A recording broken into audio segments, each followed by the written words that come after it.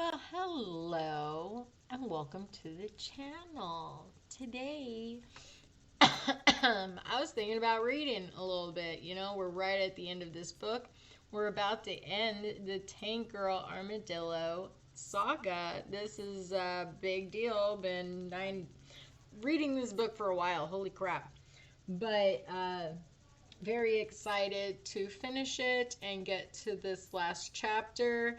If y'all wonder what this is all about, if you look at my homepage, there's a category with audiobooks on TankGirl Armadillo. I read all the chapters of this book, so if you want to read this book or hear me doing the audio, apologize if any of the audio is messed up to so much of a degree that is just really, really bad. Please let me know. I would try my best to fix it. But right now, audio has just always been a sketchy thing. So we do what we do.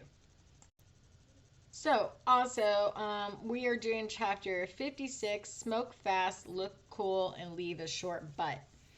I'm so excited. I just wanted to show also, I always show this cool little book holder, epoxy book holder. I bought this from the Nevermore bookstore. They are available. You can look them up on Facebook. I absolutely love this bookstore, and they always have really cool items. And she's really great at finding those treasures. Man, I'm so shocked over how good she is with finding books. Anywho, let's get on with it. My goodness, try to record this and my dogs started barking and tyranny, I promise you. Okay. Tank Girl, says Booga, leaning into the cockpit of the tank. I think you better come over and listen to this. It's Jet Girl on the radio, rabbiting on about some old rubbish. Sorry, a bit of a problem here. I managed to find an old warhead in one of my bomb bays, and I accidentally primed it and dropped it behind the town hall. Not quite sure exactly where it went or why it hasn't gone off. Sorry, a little bit stoned up here. Tank Girl, that's one more thing, adds Buddha. We still haven't retrieved your copy of Mad Magazine. Oh shit, I remarked, remembering the initial inspiration for the attack. Where the hell do we start to look for that? We might have blown it up already. I know where it is, interjects Tony. It's in the cellar room under the old bar. That's where they're keeping Booga locked up. Okay, I command.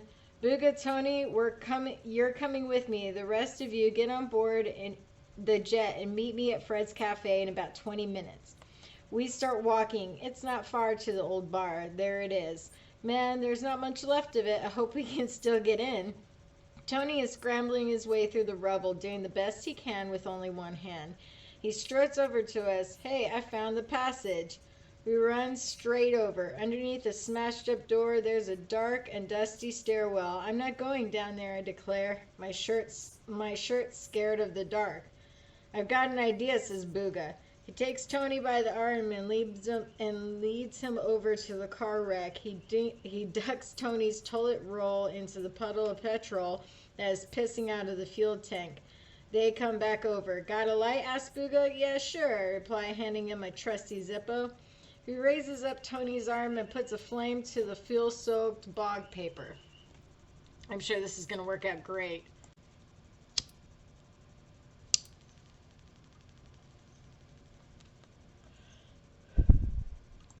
Oh my god.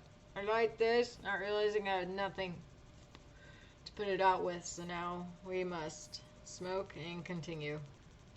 Hopefully I get to the end of this book before the shit hits me. God, last time was real. Excuse me. Quick, let's get his shift on, says Booga, ushering us back down to the black hole. Tony goes in first, his blazing torch hound held aloft. I follow on, holding tightly to Booga's hand. Man, it's dark down here. It stinks too. Smells like death. Keep moving, says Tony. It's right up here at the end here. Tony opens the door at the end of the room. Booga gulps. This must be like a nightmare revisited for him. In here, directs Tony. We follow him in. The room is almost completely bare. Apart from a simple wooden bunk, a bucket, and a wall-mounted cupboard. Look in the cupboard, says Tony.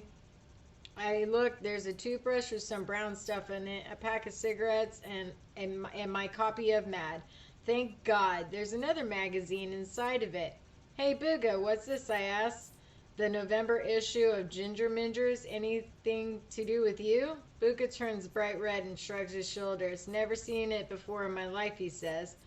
I started the difficult walk back down the dark passageway. Come on, let's get the fuck out of here. I notice that I am not alone.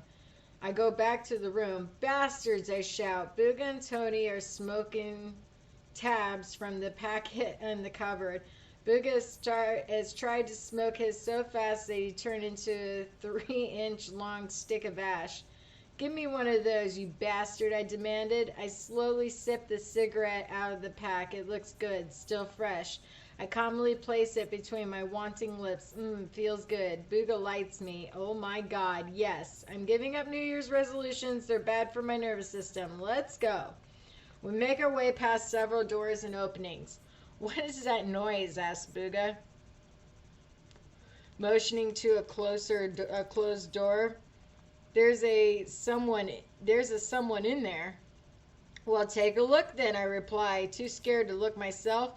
I'll fucking do it, says Tony, bashing the door open. He stands motionless in the doorway, his flaming hand held high, and then he utters one single word, a word that we seem to have been hearing a lot this afternoon. Dad? I hate it when I got a runner on a joint and it's only burning on one side and burns all unevenly. It's so fucking annoying. At this point, I'd rather just smoke this bad boy out of my pipe, my bong, than... Sorry. I might have to take a smoking break. Okay, fuck it. Doing this a different way. Cheers.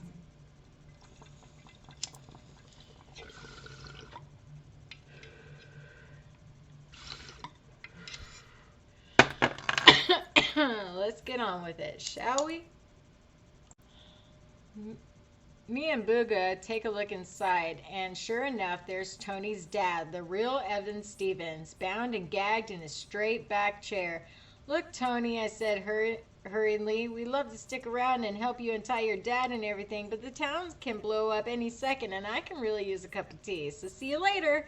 And we leg it as fast as we can, down the passage towards the light, up the stairs, back outside, and straight around the corner to the tank. We're in our seats in a second and the door's shut. Put your fucking foot down, screams Booga triumphantly. We shout out of the town square like a bat out of hell, hanging a sharp right and welly it straight down the main drag towards the outskirts of the town. Man, we did it just in time. I can feel the ground rumbling underneath us. I look in the mirror and see a small mushroom cloud puffing up where this town hall used to be. I know that in a split second the sound of the blast will catch us up. And it does, shaking the world like the wrath of God and smashing the glass out of any remaining window as it works its way out of town. The blast seems to have given us some extra oomph, and we're doing 50 billion miles an hour. The blast subsides, nothing but calm now. I slow the tank right down. There's nothing left to run from.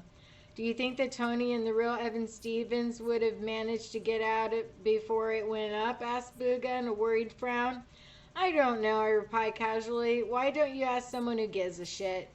We look in our mirror and check out the aftermath. In less than 3 hours, we managed to reduce an entire town to a pile of rubble. Nice. All right, we're going to continue. Chapter 57, Righteous and True. Pull over, says Booga.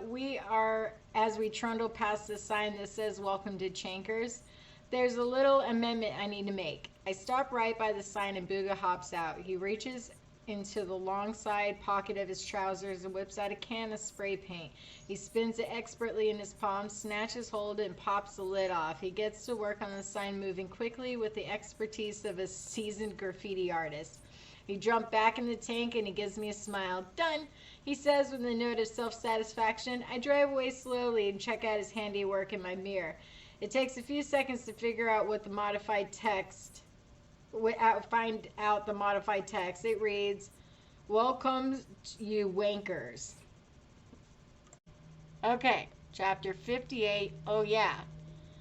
Fred's Cafe is totally emptied except for us lot. We've got our favorite table by the window. Off in the distance, we can see plumes of smoke rising from the smoldering remains of Chankers. The waitress comes over to take our orders. I have a BLT, says Booga. Me too, says Dobson. Me three, says Barney. And can you do me a DLT, I ask hopefully. What's a DLT, inquires Dobson.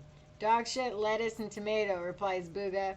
Actually, I tell them it's daikon radish, lotus root, and tamari soy sauce. It's a very zen recipe. I feel like I need to go through a period of spiritual cleansing after all that bloodshed.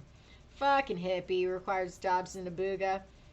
Dobson, I ask, fixing him with one of my serious looks. Can I have a word with you in private? Sure, baby, he says, getting up with me and walking outside. We stand on the porch of the isolated cafe. A little breeze is blowing strands of hair across my face. I brush them aside and tease Zulu with one of my sexy pouts. Dobson, you know the sensory saturation tank thing that you made me today? Yeah, what about it? Well, if I were to use it, what would be the 6th sense part of it? I mean, on your one, I was your mate paying knockdown ginger, but what would it be for me? What? Wait a minute. Let me read that again because I think I'm stoned. Well, if I were to use it, what would be the 6th sense part of it? I mean, I'm your one, it was your mate playing knockdown ginger, but what would it be for me? Dobson smiles and shuts up. Well, I ask again? Okay, he says, I tell you, I was going to take your photo out of my wallet and have a wank. What? I bust out laughing. Dobson starts to chuckle. Now he's falling about, crying with laughter. The rest of the guys come outside and join in the mirth making, even though they didn't know what we were laughing about. Booga's laughing too. That just makes me want to laugh even more. The sun is starting to set. What a beautiful end to a beautiful day.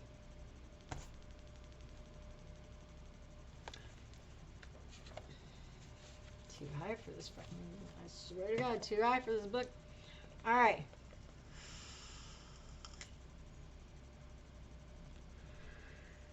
Let me see real quick here.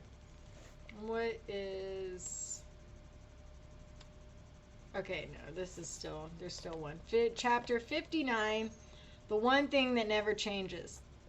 Booga's beautiful twinkling eyes, shining lights in the darkness of my life, brighter today than they ever seen before, since they faded to gray and now are restored. And their flash dazzling beams at me, sending messages sweet and tender. He's no longer the trier, the attempter, the failure, no longer the great pretender. I asked him what he's got on his mind. He says the one thing that never changes. Is it the moon, the sun, the stars, or Mars? Is it God or Rock of Ages? But the world don't need to come from his mouth. You cannot verbalize something so true. I lock onto his eyes and translate the glow that says, I am in love with you. Cute! Evan Steven appears courteously of Minty Parlor Records, right to his flop. Oh, wait a minute. I'm sorry. So this is a sound. The next page is a soundtrack. The LP set available soon by Minty Parlor Records and Tapes. Soundtrack. Side 1, Wonder Girl Sparks, O Fortuna, Car Off. So some of the music that I guess that they've used or referenced. I don't know if you can see this. There it goes. Better. Some of the music, if you want to check any of that out. But that's the end of the book, guys. It ends there. The rest of it is more like part 2, the Bushel, a collection of short stories and tidbits, which is a bunch of short stories and different poems and different screens. If you want to hear about all that, you got to get the book. So, not reading that part and leave that part out. So, fun story. At the end of this book, I am going to celebrate it by also announcing what the next book we're going to be doing the autobiography off of And that's going to be my favorite movie of all fucking time, Blade Runner. The old school Blade Runner. Love it. I always wanted to read this book. It took me forever to get my hands on it. Finally got my hands on it, read the shit out of it, and I still genuinely like the book. I understand why they changed a lot of the book for the movie and a lot of aspects in the book more for the movie because it would just make a better movie complex. And they did change. They went more into what the apocalypse did, like how did the world become that way, kind of, and the book does do that, but to be fair, it's really it's a bit different of a world than the movie, and I didn't realize how much of a difference until I actually read it. Really enjoyed it. Thought, you know what, worth something to share this with you guys. So I will be reading chapters of Blade Runner coming soon, but so far that's the end. That's the end. The end, TankGirl. We're done. We're done here. We're done. We're done. Lose your mind and find your soul. Hope you all have a wonderful day. Thank you for dropping by, and I'll be seeing you around. Cheers.